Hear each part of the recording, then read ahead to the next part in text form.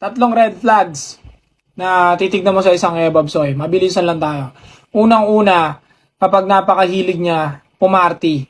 Kapag linggo-linggo, parang 3 beses, 2 beses.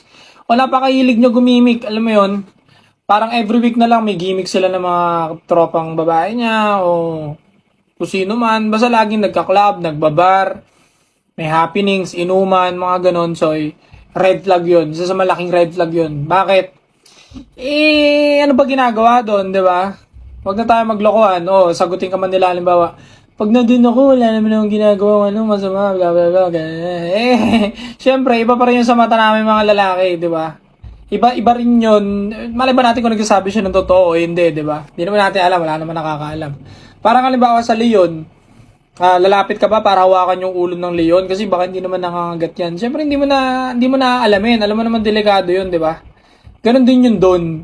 Nag-analogy lang ako. Delikado pa rin maging wife yun. Siyempre, hindi mo naman alam eh. Kung anong takbo ng trip nila doon sa gimikan eh. Matik, di ba? Alam niyo naman ng gimikan. Pagka nalalasing na yung mga tao, di ba?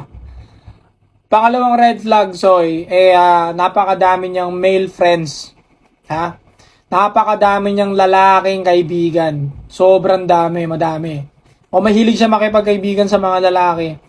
Andun na tayo, syempre di naman nawawalan eh. May mga babae pa rin naman na ka-workmate nila, lalaki. Sa school, lalaki yung ano nila, kapalagay. Wala masama dun, di ba? Kung pa isa-isa, ganyan. Wag lang yung sobrang close. Di ba? Wag lang yung sobrang close, iba yun eh. Saka yung maraming male friends, bukod sa ma-adapt niya, yung ugaling pang masculine, alam mo naman utak ng lalaki. Diba? Sasabihin na nila, babanata ka nila ng ganito, insecure ka lang yata ganyan, insecure ka lang yata, hindi totoo yun, makinig ka sa instinct mo, so ipampagulo ng isip mo yan. Ba't i-entertain mo yung mga babaeng ganun, diba? Kung ang dami-dami ng babae na bibigyan ka ng panatag sa pag-iisip, diba? O kapayapaan sa utak, edi doon ka na lang, diba? Pangatlo, Soy, nabali na yung daliri ko sa basketball eh.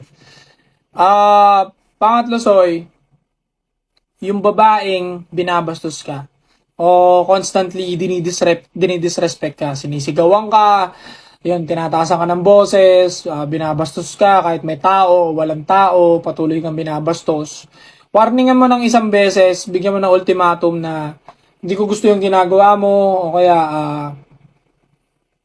nababastusan ako sa ginagawa mo, tigil mo yan.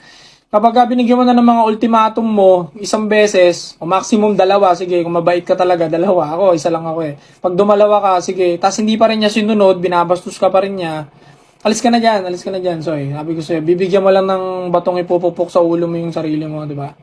Bibigyan mo lang ng problema yung sarili mo, alam mo yun, libre yung problema. Parang tinanggap mo lang yun. Wag na, tindihin mo na lang sarili mo, Soy, ha? Yun lang muna sa ngayon, saka na yung mga iba. Tandaan yung 3 red flag na yun, Soy, nga pala, mabanggit ko lang, Soy Apparel t-shirt to. Available na sa Shopee. Sa TikTok shop, bukas pa yata ma-approve yun. Hindi natin alam. Pero TikTok, sa Shopee yan, mabibili nyo na yung Soy Apparel t-shirt. Napakaganda ng quality, pela. Sige na, check out na kayo. Okay?